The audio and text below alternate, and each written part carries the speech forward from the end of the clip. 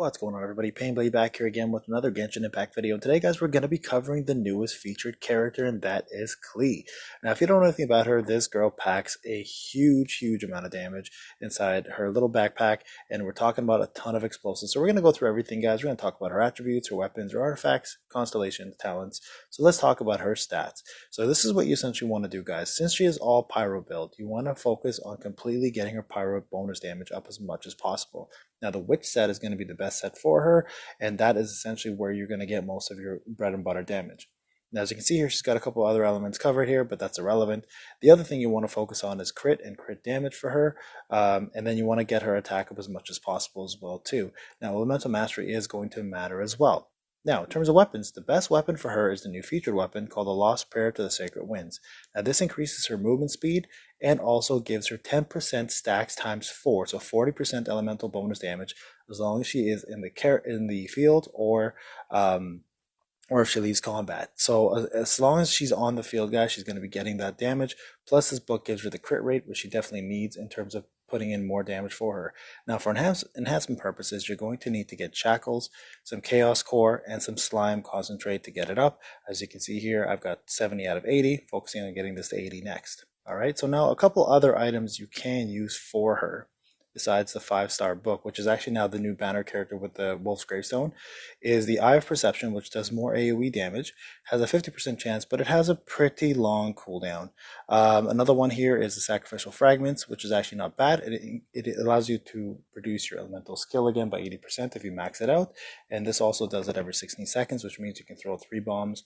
The Wit Sith is not bad. It's more of a support book, so I really wouldn't focus on that one. If you have a better option, I'd go with the previous two that I mentioned. The Favonius Codex isn't bad because she has high crit rate. You may want to put that in. It gives her more particles, which means she can do her special more often. But again, not the best book. So, and then 3-star books, I don't really have much here to cover for you, but definitely, guys, the 2 books, the latter books that I mentioned before, were probably the best ones. And then now for artifacts, like I mentioned, you want to focus on getting her the Crimson Witch of Flames. Now, it gives you 15% extra pyro damage, and it increases overload and burning damage by 40%, increases vaporize by 15% and melt, and also increases the effects of the first 2 set by an extra, I think it's 10% in stacks 3 times. So you can do 45% extra pyro damage with her, which is essential. For stats wise though, guys, you want to make sure you stack crit rate, stack as much attack as you can, and pyro damage, of course, and focus on getting her to do as much crit damage as possible with her pyro damage. All right, as you can see here, I've got a crit one. I'm going to switch over, and we're going to go back into now talking about her. Let's go back into the character section again. Her constellations. All right, so I've got her maxed out. The first one is her attacks have an ability to do an equal damage of 120% of her sparks and splash damage, which is essentially her special, her ultimate. So randomly, she will be able to pull off 120% extra damage here and there.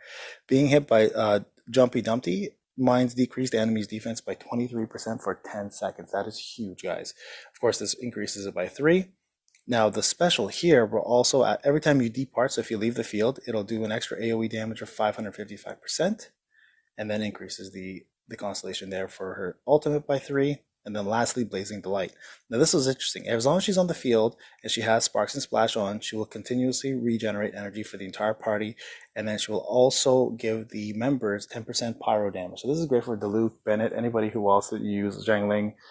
So fantastic talent, especially constellations for her. Now, her basic attack, as you can see here, starts off pretty low and gets pretty high. Her charge damage, on the other hand, is her bread and butter for damage. So the one thing I will point out is that her actual attacks do have a lot of staggering bonus. So every time you hit an enemy with that attack, it ends up actually making them stagger.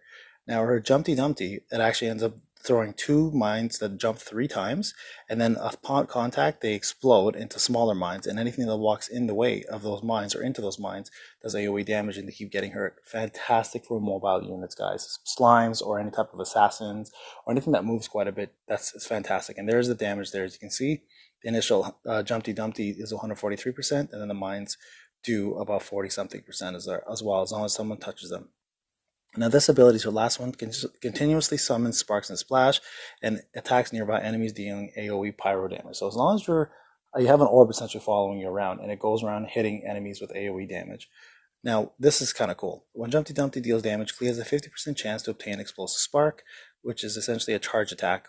When she does her charge attack, results in crit, all party members gain 2 elemental energy, and her actual talent is displays the location of nearby resources unique to Mondstadt. So kind of cool, actually. If you're looking for resources for enhancements, it's really, really fun.